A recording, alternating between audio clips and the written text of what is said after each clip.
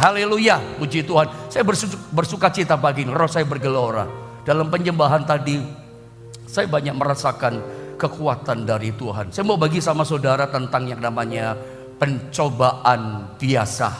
Anda boleh mengawali firman Allah ini, kasih judul chatting di tempat saudara masing-masing. Mau Facebook boleh, atau di YouTube boleh. Judul firman Allah pagi ini adalah pencobaan biasa. Tulis masing-masing di channel saudara, pencobaan biasa. Kita mau bicara tentang pencobaan biasa. Saya mengerti ketika seorang jemaat atau anak Tuhan, siapapun orang Kristen, ketika datang kepada gembalanya, datang kepada pendetanya, hamba Tuhan yang dianggap lebih rohani, selalu kalau datang konseling, mereka berkata apa? Pak, saya punya masalah yang luar biasa, Pak. Saya pikir tidak ada jemaat datang kepada gembala dengan persoalan masalah beban hidup yang biasa-biasa saja. Semua jemaat berkata, beban saya Pak Pendeta, masalah saya luar biasa loh Pak. Gak ada yang biasa. Tetapi mari kita lihat apa yang Alkitab katakan. Bahwa ternyata setting kerajaan sorga menurut setting desainnya Allah, bahwa semua masalah, bahwa semua pencobaan, kesulitan, penderitaan yang Tuhan izinkan datang terjadi dalam kehidupan kita itu ternyata tidak ada yang luar biasa. Tidak ada pencobaan yang datang hantam kita. Itu pencobaan yang Alkitab bahasanya gini, melebihi kekuatanmu. Anda nangkap itu ya?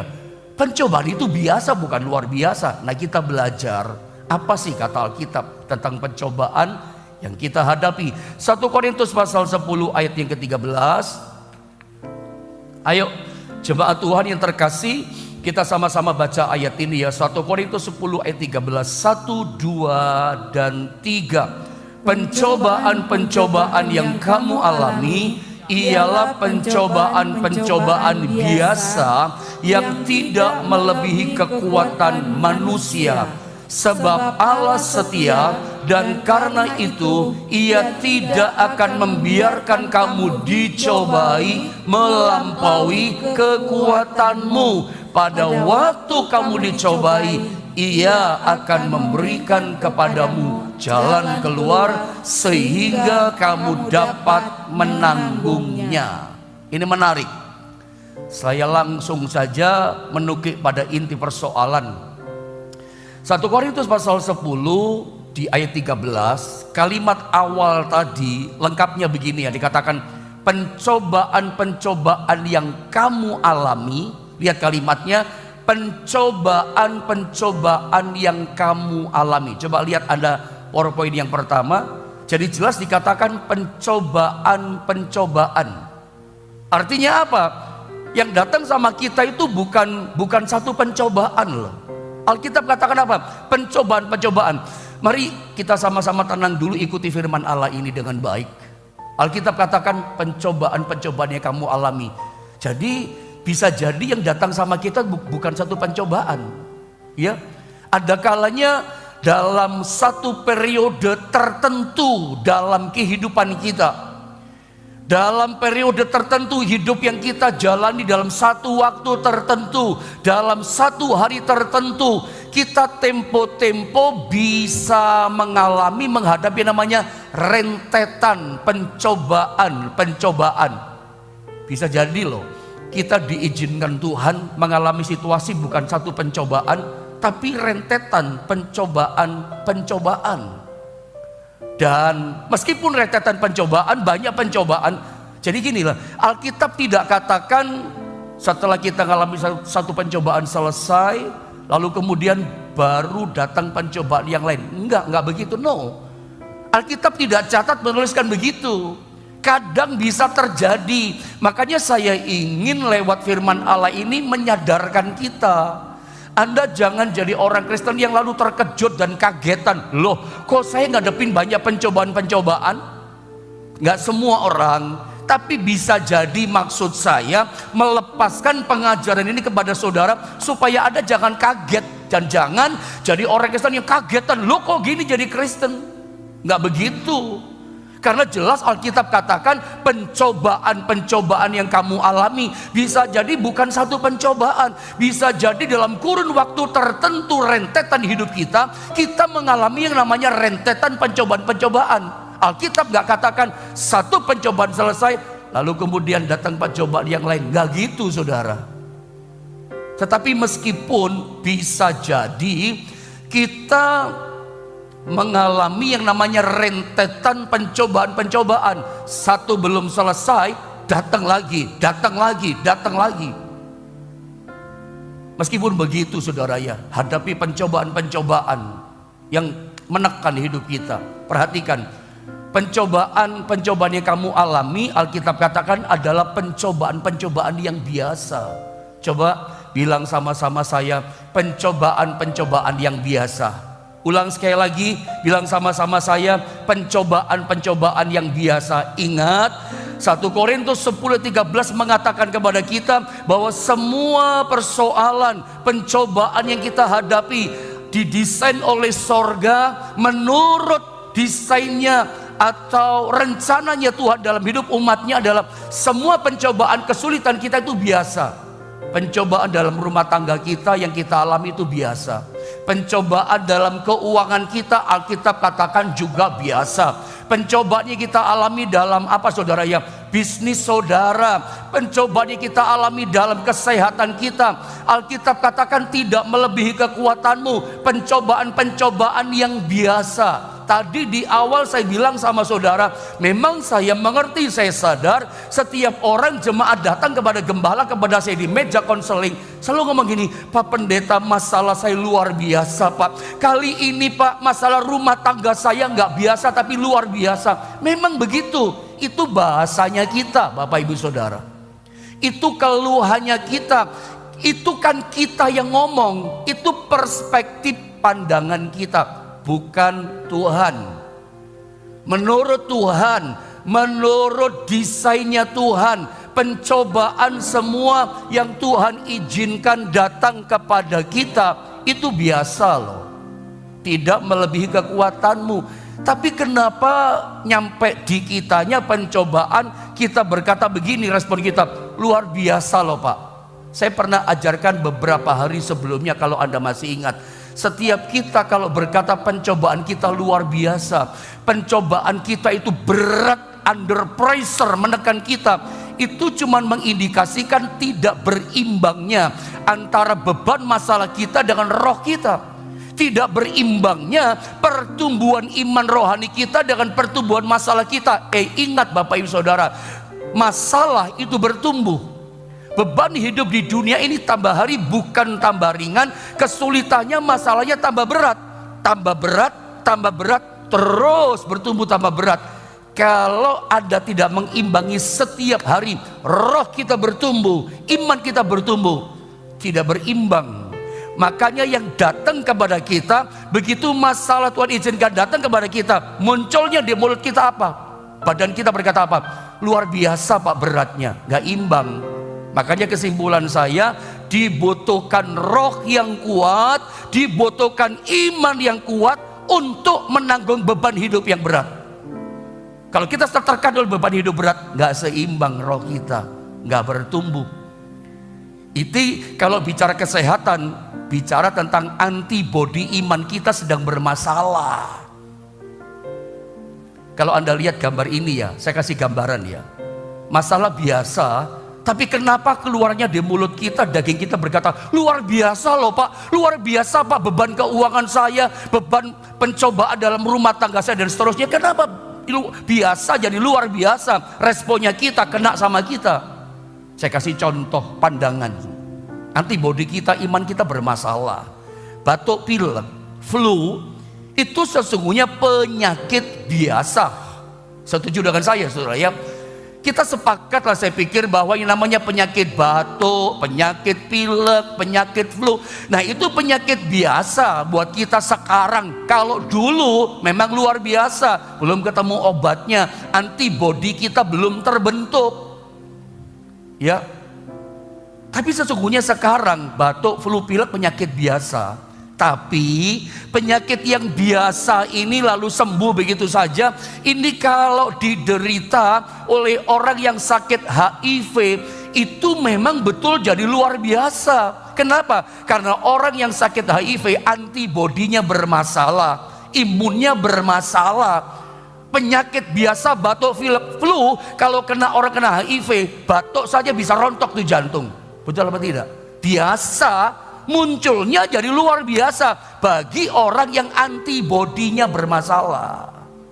Kalau antibodi iman kita lemah, antibodi iman kita bermasalah, masalah biasa jadi luar biasa. Imannya gak berimbang, iya kan? Rohnya kita gak bertumbuh kuat.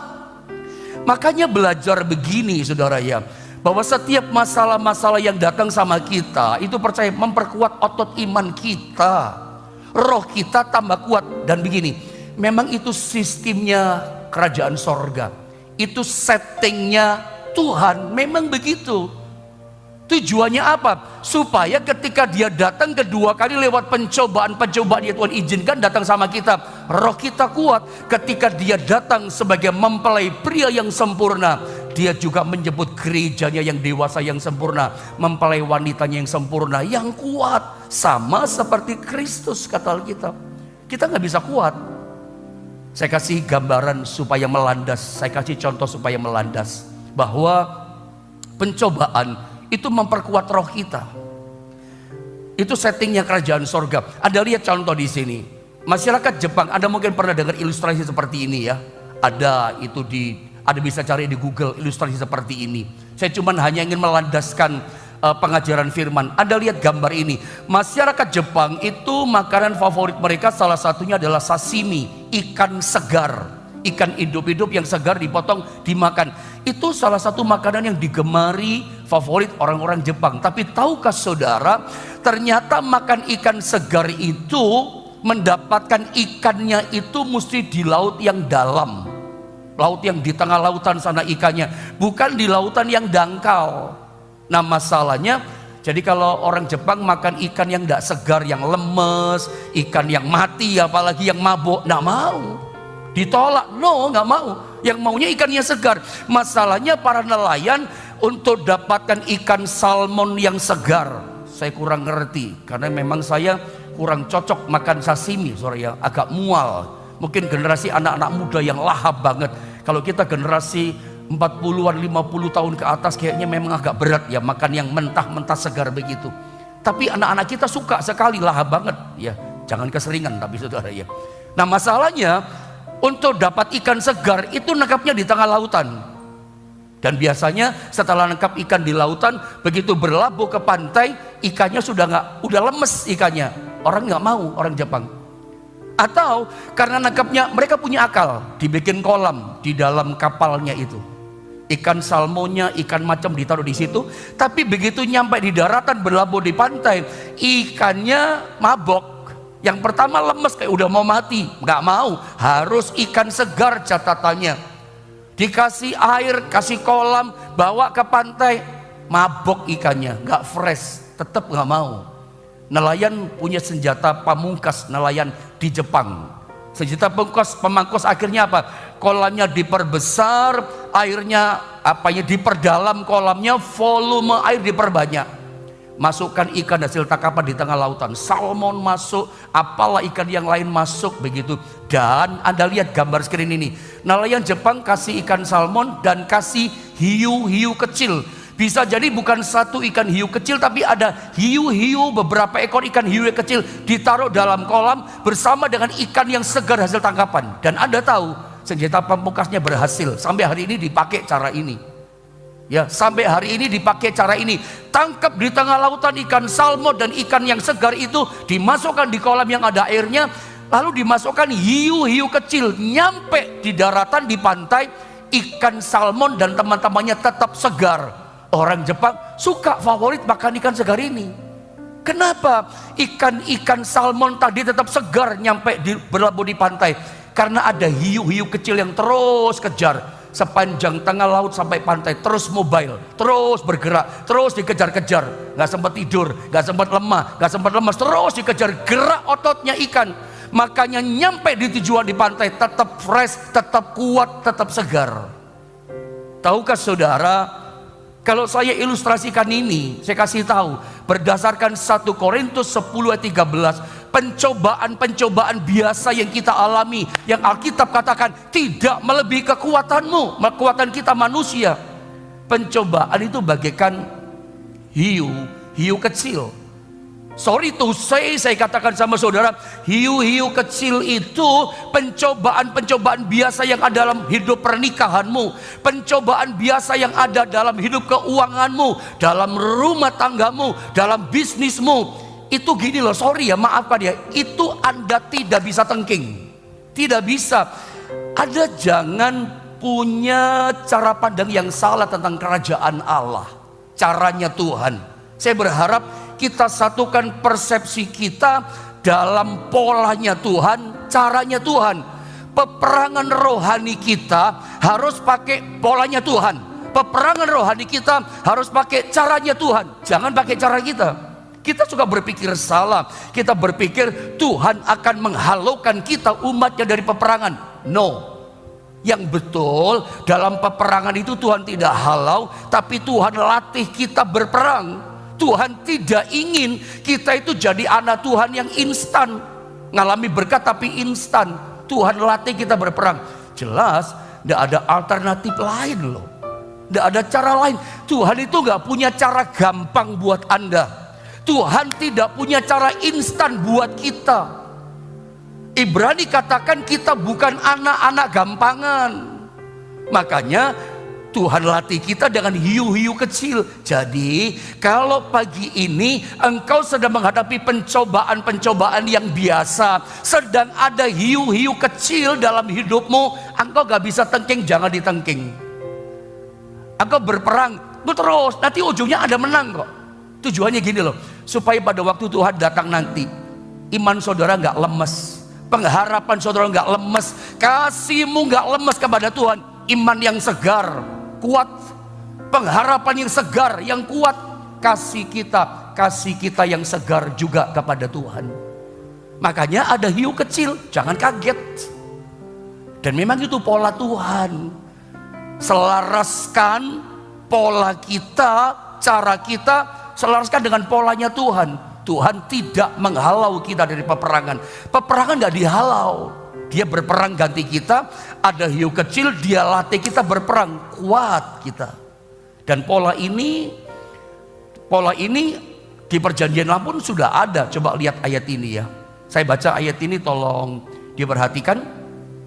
Setiap kalimat tolong Anda perhatikan. Coba saya mau terangkan tentang ini pola Tuhan. Ternyata dari perjanjian lama sampai perjanjian baru memang begini. Ya, saya baca ya. Ulangan pasal 7 di ayat yang ke-1. Apabila Tuhan Allahmu, dikatakan apa? Telah membawa engkau ke dalam negeri. Negeri apa ini? Negeri Kanaan. Saya ulang ya. Apabila Tuhan Allahmu telah membawa engkau ke dalam negeri, dikatakan apa? Kemana engkau masuk untuk mendudukinya. Bilang sama-sama saya mendudukinya. Sekali lagi, bilang sama-sama saya mendudukinya. Bicara tentang Kanaan, itu bicara mendudukinya. Kanaan itu kan final destination kita. Bahasa rohnya gini loh, itu tujuan perjalanan akhir kehidupan kita di dunia ini yang diberikan oleh Tuhan. Tujuan Tuhan, Anda dan saya bukan ditaruh di tanah Mesir. Gimana ngomongnya sama saudara ya? Gini saudara ya, kita umat Tuhan, Israel, itu kan gambaran kita. Anda tahu kan, masih segar dalam ingatan saudara, umat Allah Israel itu pernah hidup di 3 jenis tanah. Anda ingat ya, tanah yang pertama, tanah Mesir, the land of not enough. Tanah yang membuat mereka kekurangan, gak cukup, makan gak cukup, kasih gak cukup, dan seterusnya. Mujizat gak cukup, the land of not enough. Lalu kemudian Tuhan bawa mereka kelewat padang gurun. Mesir bukan rencana Tuhan buat kita. Kalau ada di antara saudara merasa gak cukup pak ekonomi saya, bayar kontrak rumah, bayar anak sekolah, untuk makan gak cukup, Saudara, saya yakin pagi ini Tuhan akan bawa saudara dari Mesir ke padang gurun. Di padang gurun itu istilahnya cukupan ya, pas-pasan ya. The land of just enough. Pas butuh air, gunung batu keluar air. Kami butuh makan, sorga keluarkan makan. Selalu ada mujizat. Dari tidak ada jadi ada. Anda gak pernah kenal ngalami Tuhan kalau gak dibawa padang gurun. Memang itu cara Tuhan. Tapi Tuhan membawa kita Kanaan, menduduki Kanaan, dibawa keluar dari Mesir. Maunya Tuhan, Anda dan saya mau dibawa ke Kanaan, menduduki Kanaan, memasuki Kanaan. Bilang sama-sama saya, memasuki Kanaan. Dan sesungguhnya saya percaya ada banyak di antara kita, baik hamba-hamba Tuhan, para gembala yang saya kasihi, yang saya hormati, sampai kepada jemaat yang kita layani, jemaat saudara ada semua. Itu ada memang sudah menduduki Kanaan, tapi banyak juga mayoritas kita belum memasuki Kanaan. Tapi ada memasuki Kanaan, kemiskinan sudah terlambat, diberkati dan tidak turun lagi. Dia ngalami berkat limpah susu madu Kanaan. Tapi ingat saudara ya, generasi Yosua masuk Kanaan, setelah mereka mati, generasi hakim-hakim. Generasi hakim-hakim itu lupa diri dengan berkat. Godaan berkat, ada godaan lah saudara ya. Mereka itu gampang lupa sama Tuhan. Generasi hakim-hakim itu bolak-balik kena malapetaka kan. Tinggalkan Tuhan, dihantam sama masalah. Bertobat, nanti lupa lagi sama Tuhan. Kesetiaannya kurang. Kenapa? Karena berkat. Generasi Musa itu generasi yang gak setia, ngomel karena penderitaan. Generasi Yosua penderitaan tetap kuat, tapi generasi hakim-hakim ini memble loh. Gampang berubah setia, gampang ngomel, malah diberkati. Berkat itu ada godaan. Makanya saya dorong saudara ya, pada waktu sehat cari Tuhan, nanti pada waktu sakit Tuhan akan cari saudara. Pada waktu diberkati cari Tuhan, nanti pada waktu susah Tuhan berkati saudara. Tuhan yang cari saudara, jangan dibolak-balik. Nanti diberkati saudara tinggalkan Tuhan, melupakan Tuhan, tetap setia sama Tuhan. Kembali kepada firman ini. Ini memang polanya Tuhan, caranya Tuhan. Sebelum mengalami Kanaan, final destination kita, menduduki, memasuki, mengalami Kanaan kita. Saya berdoa pagi ini, Anda ada semua pada waktunya ngalami Kanaanmu. Ngalami. Jadi Tuhan izinkan rumah tangga kita ngalami Kanaan. Keuangan saudara ngalami Kanaan. Ya, ekonomi saudara ngalami Kanaan.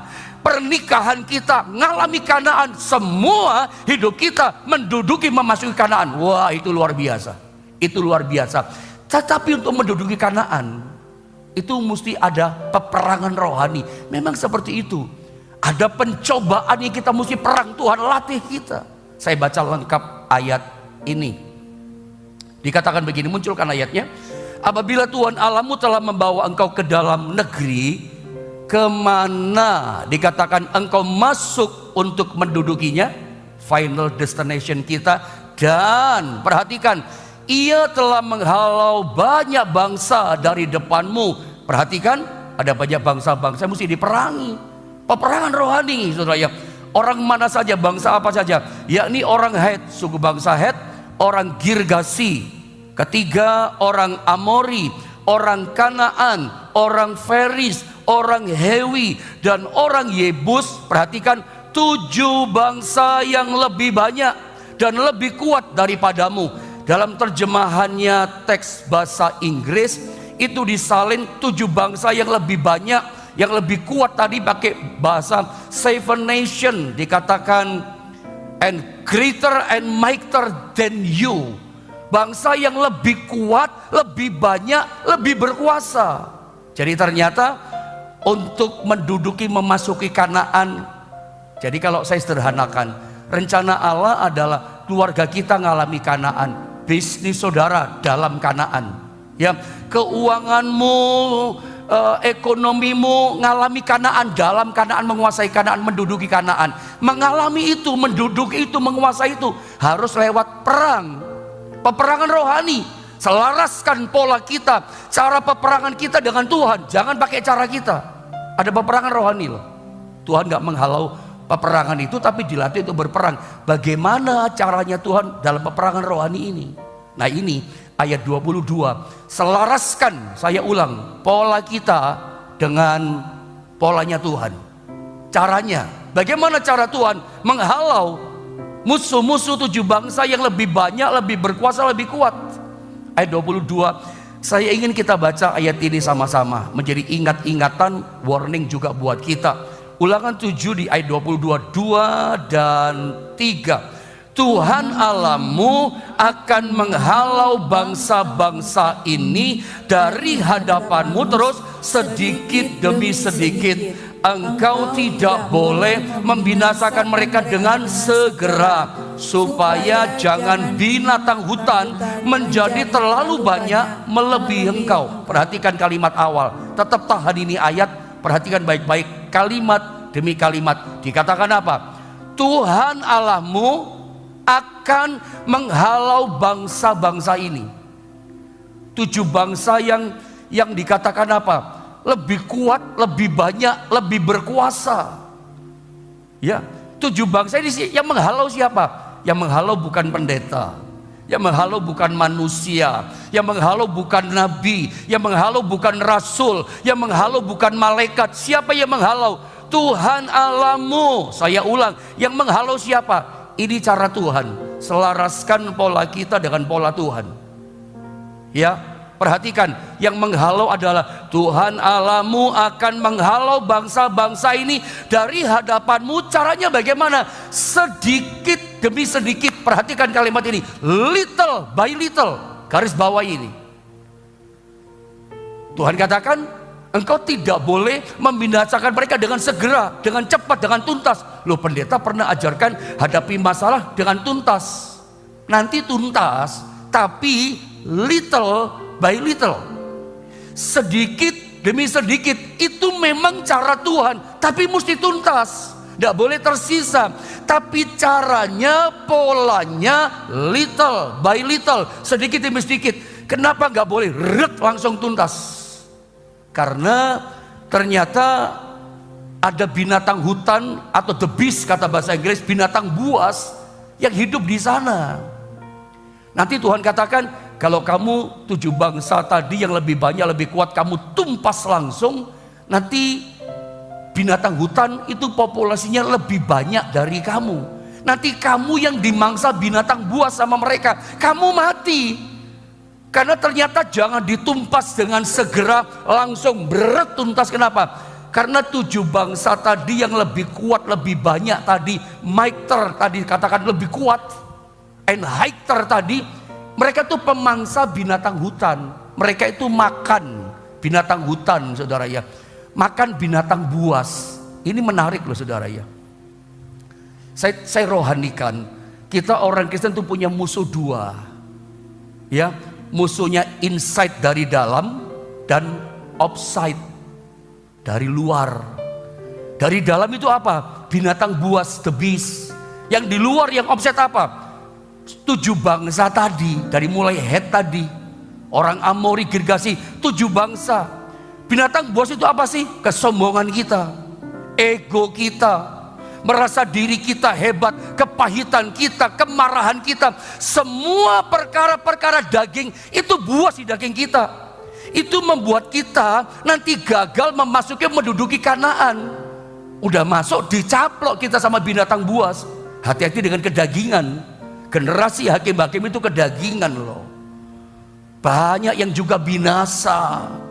Banyak kita nanti pada waktu Yesus datang kedua kali, kita gak bisa jadi mempelai pria yang sempurna. Bahkan iman kita iman yang lemas, kasih kita kasih yang lemas, pengharapan lemas. Kenapa? Binatang buas di dalam ini, ego kita, daging kita, ini gak dihabisi. Ingat, yang di luar itu juga ada 7 bangsa. Jadi ternyata 7 bangsa ini memakan the beast yang di luar, yang di dalam kita. Kedagingan kita, kesombongan kita, ego kita, kepahitan hati kita, kemarahan kita, kekecewaan kita, perjinahan dalam daging. Itu binatang buas itu dimangsa sama 7 bangsa tadi. 7 bangsa itu bicara apa sih? Ya pencobaan-pencobaan hiu-hiu kecil tadi. Itu memangsa, mengikis little by little kedagingan kita. The beast itu kedagingan, itu nggak bisa tuntas langsung selesai. Itu dikikis sedikit demi sedikit, nggak gampang loh ngalahin kedagingan. Buas kedagingan itu bisa makan kita. Iman kita bisa dimakan, rohani kita bisa dimakan, gak berimbang. Ini profetik loh, ini penting buat saudara. Untuk ngalami Kanaan itu gak gampang. Banyak orang jatuh bangun, sudah masuk Kanaan jatuh lagi. Banyak kita dengar orang jatuh gak bisa bangun. Kenapa? The beast makan dia, kedagingannya, sehingga Tuhan berpaling dari dia. Doanya gak didengar, Tuhan gak bela, Tuhan gak tolong. The beast-nya buas. Untuk ngikis the beast, 7 bangsa tadi, hiu-hiu kecil, itu datang sama kita, itu kita perangi. Nah 7 bangsa itu dalam Ulangan pasal 7 tadi ada 7 bangsa kan, ada bangsa Het. Het itu artinya adalah teror. Bilang sama-sama saya, teror. Yang penting Anda jangan jadi tukang teror ya. Maaf nih kata-katanya guyon saudara, maaf. Kadang-kadang di sekitar kita menghadapi teror, tapi Anda jangan jadi tukang teror ya. Sedangkan neror orang lewat WA. Maafkan kata-kata saya, itu bukan anak Tuhan. Tetapi seringkali dalam hidup ini kita menghadapi hiu-hiu kecil ini. Kita menghadapi pencobaan-pencobaan biasa yang tidak melebihi kekuatanmu. Kamu dapat menanggungnya, aku memberikan jalan keluar. Kita hadapi namanya Het. Ada masalah yang datang sama kita, ada masalah yang menyerbu kita, pencobaan namanya teror. Pernahkah Anda menjumpai ada orang-orang teror kita? Itu bisa karyawan saudara, bikin capek pusing Anda, tukang teror dia. Neror itu mungkin bukan dengan kata-kata, dengan cara kerjanya dia kayak meneror kita. Waduh, bisa rugi, bisa bangkrut dengan orang ini. Atau kadang-kadang pembantu juga bisa neror. Maafkan saudara ya, bisa begitu. Ada banyak saingan kerja saudara, kompetitor dagang saudara. Oh, mulai teror dengan WA-nya, mulai teror dengan mulut fitnahnya. Itu pencobaan. Kami hamba Tuhan pun, gembala, pendeta, ini banyak juga teman-teman pendeta yang saya hormati kan. Banyak senior-senior saya juga ada di channel YouTube ini maupun Facebook. Jujur saja kami hamba-hamba Tuhan, gembala-gembalamu ini kadang-kadang juga ngalami teror seperti ini. Dari siapa? Jemaat bisa teror gembala loh, dengan sikapnya dia, dengan omongannya dia. Itu bisa sama-sama pelayan, bisa sama-sama, ya seperti itulah keadaannya. Di tempat kerja ada teror, itu pencobaan. Ingat, itu biasa. Justru Tuhan izinkan ada teror-teror di sekitar kita. Untuk apa sih? Mengikis daging kita. Oh, kalau jadi gembala manis-manis enak, nggak ada teror, nggak teruji daging, semuanya nyaman. Justru teror datang di sekitar kita. Teman dagangmu teror, ada karyawan teror, siapa teror, itu makan the beast. Supaya apa? Aku butuh Tuhan, aku lemah. Kadang kita stres menghadapi orang di depan kita neror, kelihatan wajahnya di depan kita, rasanya saudara ya, itu ngikis the beast kita. Jadi kalau hari ini teman hamba Tuhan juga, saudara sebagai pimpinan sedang hadapi teror, saudara itu mengikis daging, andalkan Tuhan untuk makan yang di dalam ini loh, the beast yang buas daging. Yang kedua, kita hadapi masalah pencobaan hiu kecil yang bagaikan girgasi. Girgasi artinya adalah orang-orang yang menimbulkan persoalan, troublemaker. Kadang kita menemukan orang yang apapun yang dibuat bikin masalah sama kita, cari persoalan sama kita. Kadang-kadang aneh ya. Kadang-kadang kita menemukan hari yang aneh dalam hidup kita. Kita ketemu orang yang sengaja bikin persoalan sama kita, jegal jalan kita, nutup jalan kita. Ini teror plus bikin masalah sama kita. Hari ini kalau Anda bertemu dengan orang-orang suku bangsa Girgasi, hiu-hiu kecil dalam hidupmu, itu melatih imanmu tetap segar. Tuhan tolong aku, supaya daging kita dikikis. Tetap andalkan Tuhan, hidup dekat dengan Tuhan, mengasihi Tuhan. Tujuannya waktu Yesus datang, imanmu tetap segar, kasihmu tetap segar, bukan iman yang lemes. Ya Anda akan lemes kalau gak pernah memandang kepada Tuhan. Semuanya nyaman, gak ada masalah. Tapi gak begitu cara Tuhan. Selalu dihadirkan pencobaan biasa, hiu-hiu kecil dalam hidupmu. Untuk apa? The beast ini yang buas dalam daging yang jahat ini dimakan, dikikis. Kadang kita ketemu, kadang anak kita datang bikin persoalan. Kadang siapa keluarga kita, bisa suami, bisa istri. The beast dimakan daging kita, ego kita. Ya saya cepat saja baca ya karena waktu, saya selesaikan saja. Amori bisa datang hiu kecil itu. Pencobaan biasa itu membantah dengan kata-kata. Ada pernah gak ketemu sama orang? Ini rata-rata orang sih, manusia sih penyebabnya. Interaksi kita secara sosial dengan orang. Ada pernah gak ketemu sama karyawan? Anda kasih nasihat, bantah. Setiap diomongin bantah. Gak pernah terima kasih Pak buat masukannya. Terima kasih dengan nasihatnya. Dalam gereja ada juga jemaat yang selalu bantah, dinasehati, bantah. Loh, yang jadi pendeta ini pendetanya gembalanya atau jemaatnya? Selalu nasihat pendeta firman Allah ini, gak begitu Pak Pendeta. Kadang kita bertemu dengan orang-orang yang jengkelin begini. Kita kasih masukan, kita kasih nasihat, oh terus dibantah. Itu proses, itu hiu kecil. Supaya apa? Imanmu fresh, berharap pada Tuhan. Ada karyawan tukang bantah, bawa sama Tuhan. Jangan dihalau begitu saja, sedikit demi sedikit mengikis ini. Terus apa? Bangsa Kanaan, trap, perangkap. Ada orang yang bikin perangkap sama kita dengan kata-katanya, caranya yang jahat. Lalu yang kelima, bangsa Feris, artinya apa? Penyerobot. Biasalah dalam dunia dagang zaman sekarang banyak tukang serobot. Gereja saja jemaat sedang diserobot kok. Mau ke sini, oh jangan ke sana, pendetanya gini. Jemaat sama jemaat diseroboti kok, ke gereja sama gereja, pendeta sama pendeta.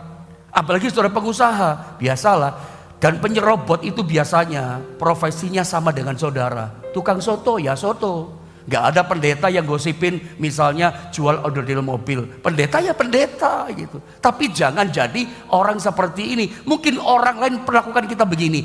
Ada 7 persoalan datang macam-macam, tapi tujuannya sama. Buat iman kita segar, itu cara Tuhan.